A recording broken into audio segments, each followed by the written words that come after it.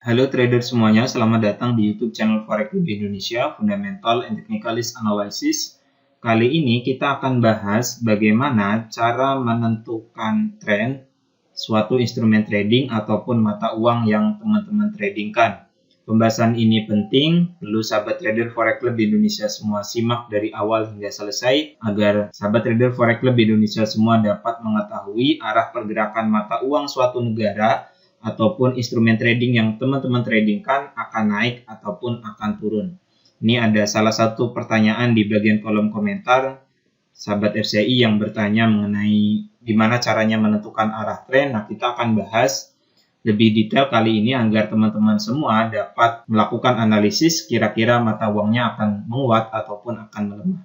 Namun sebelum kita masuk ke penjelasan yang lebih lengkap dan detail mengenai cara menentukan tren ini, bagi sahabat trader Forex Club Indonesia semua, ini perlu kami ingatkan yang saat ini belum daftar akun trading di XM ataupun belum punya akun trading di XM, silakan daftar terlebih dahulu. Penjelasan lengkap bagaimana cara daftar akun trading di XM, panduannya telah kami jelaskan di video yang paling pertama di dalam playlist belajar trading forex dari nol. Teman-teman bisa klik notif di bagian atas video ataupun silakan buka menu playlist di YouTube channel Forex Club Indonesia. Di situ ada playlist belajar trading dari nol. Di video yang paling pertama telah kami jelaskan secara lengkap panduan cara daftar akun trading di XM. Ikuti langkah-langkahnya step by step sehingga sahabat trader Forex Club Indonesia semua punya akun trading di XM. Link website XM kami cantumkan di bagian kolom deskripsi video ini.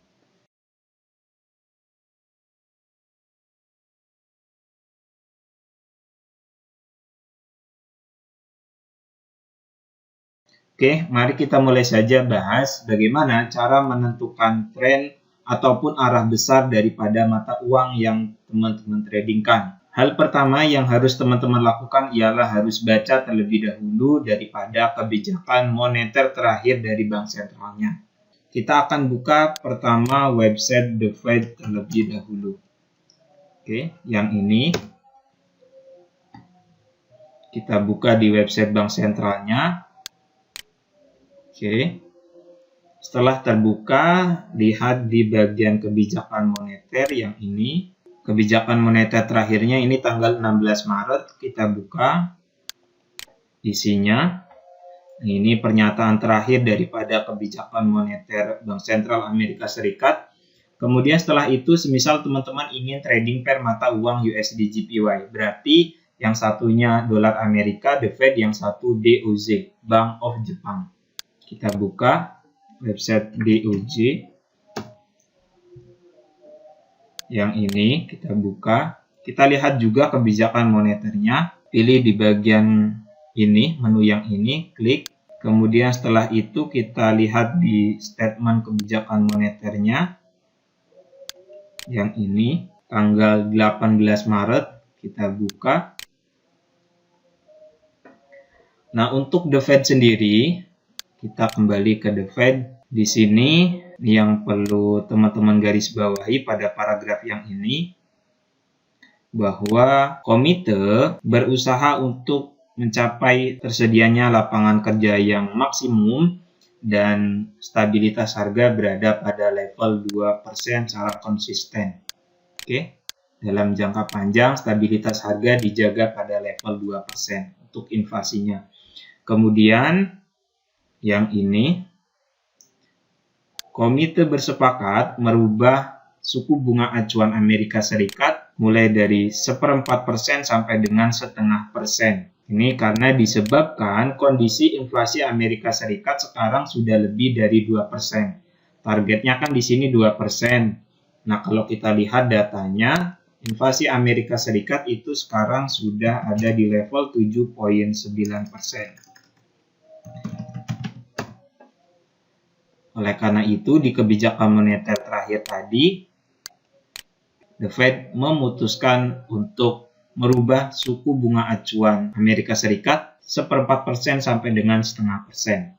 Oke, yang ini inflasinya sekarang sudah berada pada level 7,9%. Artinya The Fed mulai melakukan pengetatan moneter. Kalau suku bunganya dinaikkan, maka mata uangnya akan menguat. Teman-teman yang belum belajar bagaimana cara membaca news tingkat suku bunga, silakan buka menu playlist di YouTube channel Forex Lebih Indonesia.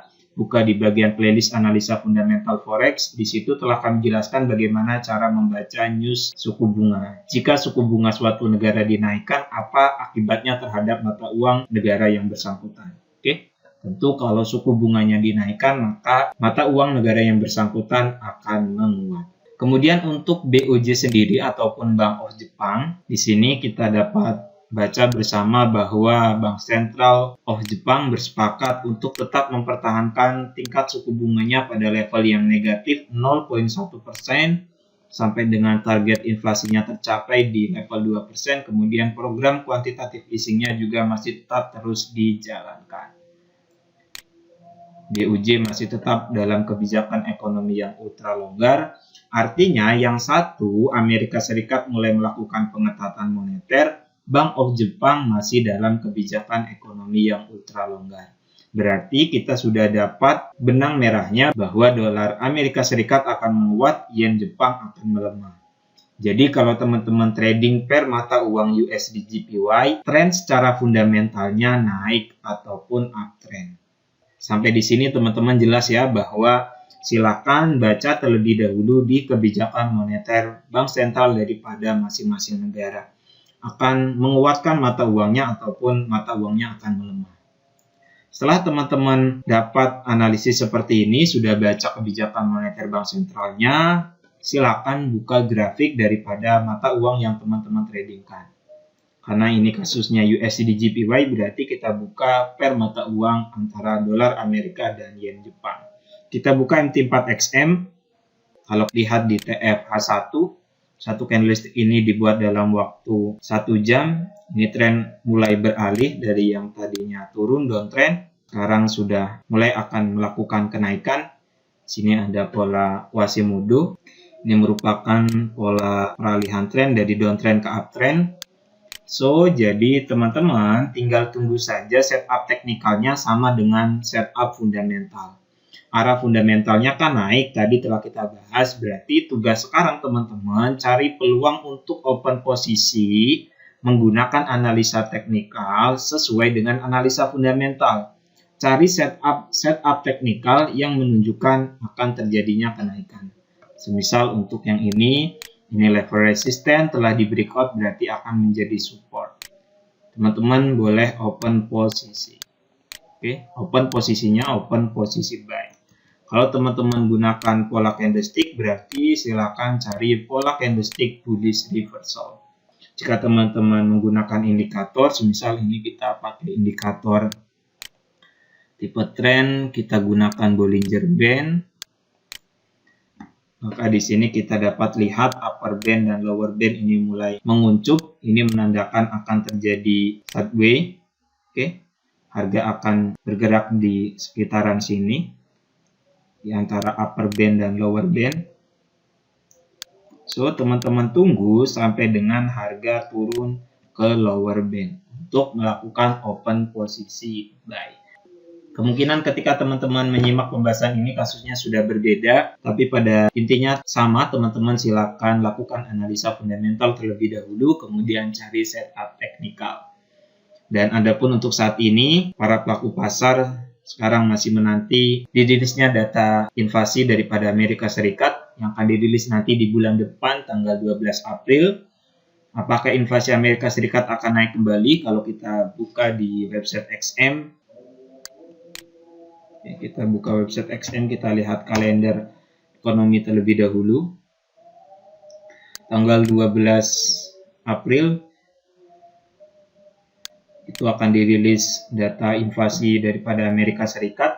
Kalau nanti inflasinya naik, maka di tanggal 4 ataupun tanggal 3 Mei, The Fed pasti akan menaikkan suku bunga kembali. Di bagian kalender ekonomi, di sini para analis memproyeksi bahwa inflasi Amerika Serikat akan naik ke level 8,3%. Kita pilih plus 7 untuk Jakarta. Oke, filter kita hapus semua terlebih dahulu. Kita pilih Amerika saja. Ini kita pilih semua. kemudian berlakukan. Kita lihat di jam berapa data inflasi Amerika Serikat akan dirilis. Oke, yang ini diperkirakan akan naik kembali, sebelumnya 7,9%, 7,9%, diproyeksi akan mengalami kenaikan ke level 8,3%. Oke. Jika nanti inflasinya terus naik, maka The Fed di FOMC tanggal 3 ataupun 4 Mei akan menaikkan suku bunga kembali untuk menjaga stabilitas harga dan menjaga daya beli masyarakat. Teman-teman yang ingin belajar analisa fundamental lebih lengkap, silakan buka menu playlist di YouTube channel Forex Lebih Indonesia. Di situ ada playlist analisa fundamental Forex. Telah banyak kita bahas materi-materi analisa fundamental. Jika ada yang belum dipahami, silakan tulis pertanyaannya di kolom komentar di bawah. Terima kasih. Assalamualaikum warahmatullahi wabarakatuh.